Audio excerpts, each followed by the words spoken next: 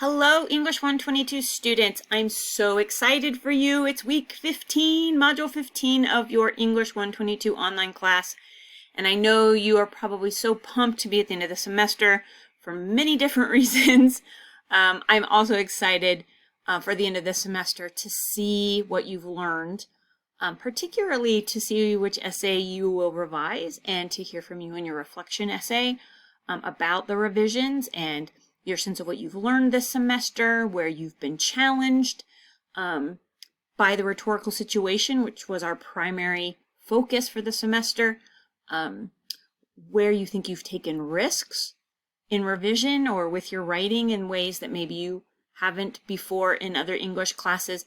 And y'all, I just want to say before I get started with going through the weekly schedule for the last week of the class, that it has been my goal to help you to stretch your writing, to bend it in ways that you haven't before, still sometimes working within the medium of the academic essay if that was your choice, perhaps trying to write in different mediums, and you can see how that affected your writing and your choice in diction and your choice in tone or voice, your connection with your reader. So I'm so excited that you have not only reviewed academic writing strategies, academic essay structures. I'm so excited that you've reviewed argumentative strategies in the various ways that we've studied argument earlier in the semester. I'm so excited that you've studied rhetorical schemes and tropes in addition to the rhetorical situation. So it's the time of the semester to celebrate, really, and that's why I'm excited for the end of the semester, because I get to see what you've learned in your writing. So pumped for that.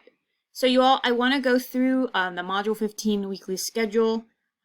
It's our last week together in class, and so I need to make sure you understand what your options are this week for revising Essay 4 and last chance for check-in meetings, etc. So I'm looking at our schedule. You do have an additional day this week, you all. Module 15 starts on May 2nd, excuse me, and doesn't end until May 9th. So you do have until the end of the day on May 9th to turn in your final revision and your reflection essay. Please make sure you're reviewing your grade book. It's Sunday morning as I make this video, so it's not all the way up to date. I've been prioritizing returning essays at this point, so I'll try to have the grade book as up to date as possible by the end of the day, Monday, May 2nd. So you have a week to review your grade book and email me if you have any questions. The one note I want to make for those of you who have submitted revisions for essays 1, 2, or 3, you will notice the original score of your essay is still in the grade book, and in the revision column, you'll notice that there are points that if you add into the original score would get you to your revised grade. So I just want to let you know that I keep the original column with the original score, and then I add the points into the second column, which should be just below the original column. And I'm sorry I'm saying column, y'all, because when I look at the grade book, it's in columns, and when you look at the grade book, it's an up to down page that lists the assignments. So that's my visual. I'm sorry if I'm confusing you there, but I think still make sure you add those two grade entries together so that you see you have the points you earned for your revision. And as soon as you realize you have a question about your grades, as of May 3rd, you all check the grades as of May 3rd, so I have some time to get some other columns, other grades entered that I haven't had a chance to do since I've been reading essays like a mad woman. Make sure you email me so we can clear up whatever question you have. Make sure you review the final revision and the reflection essay assignment if you have questions about the assignment, your use of sources, what you're able to do. Yes, there are some choices that you need to make about the reflection essay. It should be you in a rhetorical situation again. Writing to me, I'm your primary audience, though you may even be writing to yourself and just allowing me to read that piece. I guess I'm mentioning this specifically about the sources. There's 2 required sources, and you don't have to use 2 of my recommended sources. You can search for your own sources on revision, rhetorical situation, writing process, whatever you want to research there. try to make sure you choose sources that you think are high quality, as authoritative as possible. And then you can also quote yourself. I was talking with a few folks in check-in meetings last week, and the instructions do point out that you can quote yourself. And one situation where that happens sometimes is that you might, quote a sentence from the essay that you are revising, and then show me how you changed that sentence, or a particular section of the essay that you've revised and you want to highlight that change. So you could quote yourself. Your last name would be in the in-text citation, and then you all, I will put in this weekly schedule where to look for a works cited entry for quoting sources, not just from the web, but from within D2L.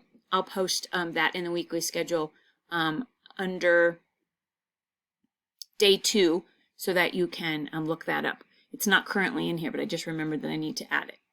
All right, and then this is the final video, you all, and then there's going to be one more week of check-in meetings, pretty similar days and times as I've practiced all semester long. So if you didn't finish your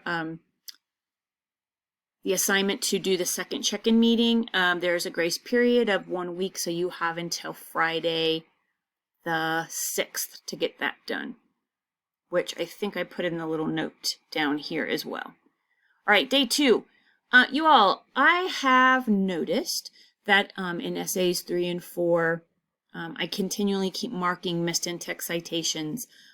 So I wanted to remind you that our textbook does have a section on MLA documentation, particularly on page 496 to 500 if you have the green edition 8 book, or 502 to 506 if you have the red 9th edition.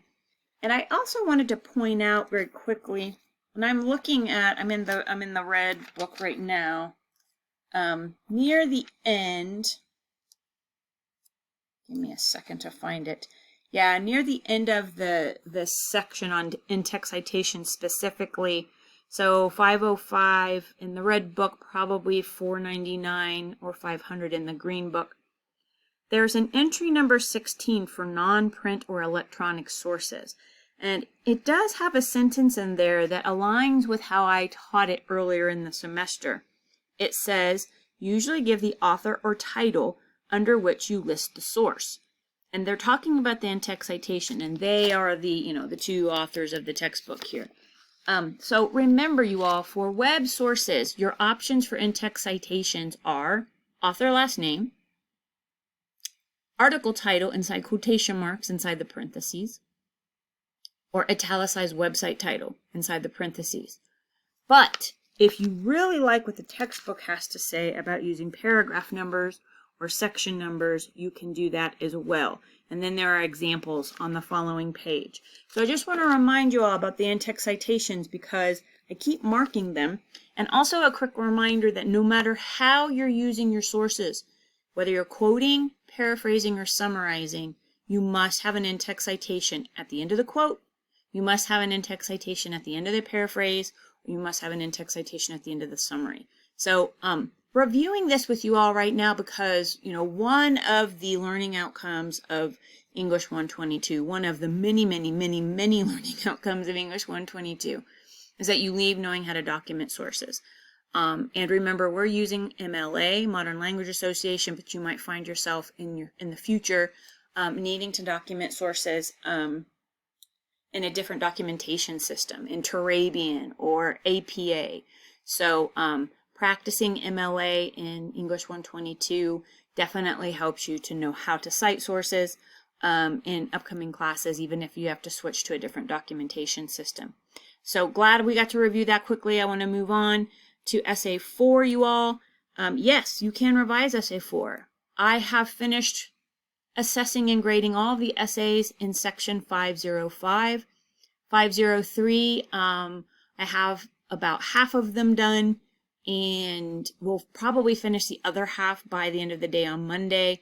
I am reading a lot of Essay 4s right now, you all. I have 4 sections of English 122, so I'm reading yours as well as my campus classes.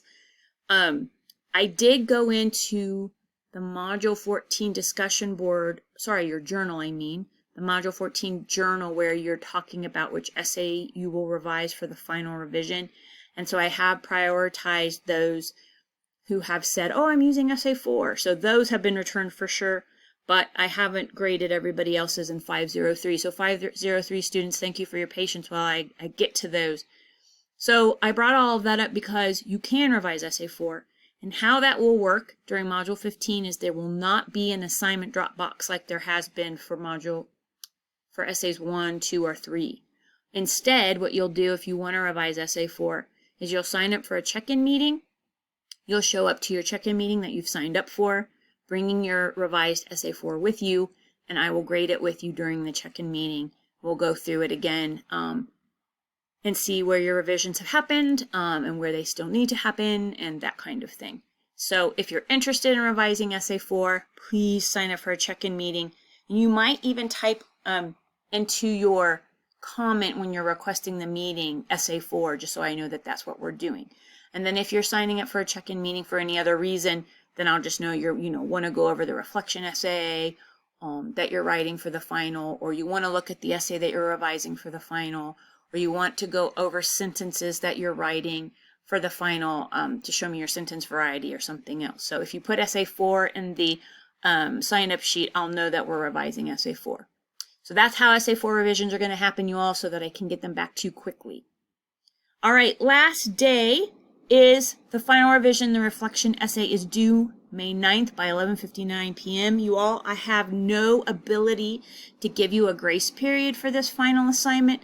Grades are due to Front Range by the 12th, that Thursday, so I have to grade really, really fast, and I won't be able to give you much of a grace period.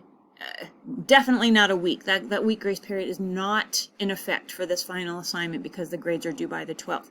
So if you need extra time on your final revision and reflection essay, please email me to communicate what your need is so you and I can work out a plan or some kind of arrangement so that you can have more time to get that work done. I am not talking about an incomplete grade, y'all. I'm just saying I might be able to buy you some more time or come up with another option if you need more than a day or two. So communicate, y'all, if you need more time. The sooner you communicate, the better. Communicating with me on the 12th is not an option. Communicating with me on the 11th of May is not an option. If you know you need more time for the final revision, please email me this week before the weekend, before the 7th and the 8th, because I probably will be offline the 7th and the 8th. I should have everything pretty much up to date in the class and won't be online very much over the 7th and 8th weekend. So make sure you're in touch with me if you think you're going to need more time. I'm happy to help you out, but, communication is key. All right. I think that's all I have to say. It's been such a great semester, you all. I guess this is kind of a goodbye, even though it's not really our goodbye yet. I'll probably post one more announcement just to say goodbye to you all, but wanted to let you know through the video that I enjoyed working with all of you very much. I am so excited that I got to meet so many of you through the check-in meetings. I think that made a big difference for you and for me. We knew each other. We got to communicate. We got to talk about ideas and revisions and all kinds of things like that. So excited that that happened. And I am really pumped for what you learned. I mean, think about once you turn the assignment in, do some just inside your head reflection on all the things you were challenged to do and all the things you learned. And I'm so glad that you got to do that. I know it will have a great impact on the writing you do in future classes, but also in your personal life and also in your professional life. I think the writing skills you've learned and achieved in this class have broad application, sorry, wrong A word there, broad application to many different kinds of writing you'll find yourself doing in the future. Take care, you all. Be well. If you ever need feedback on your English, feel free to email me and we'll do something to make sure that that happens. Take care.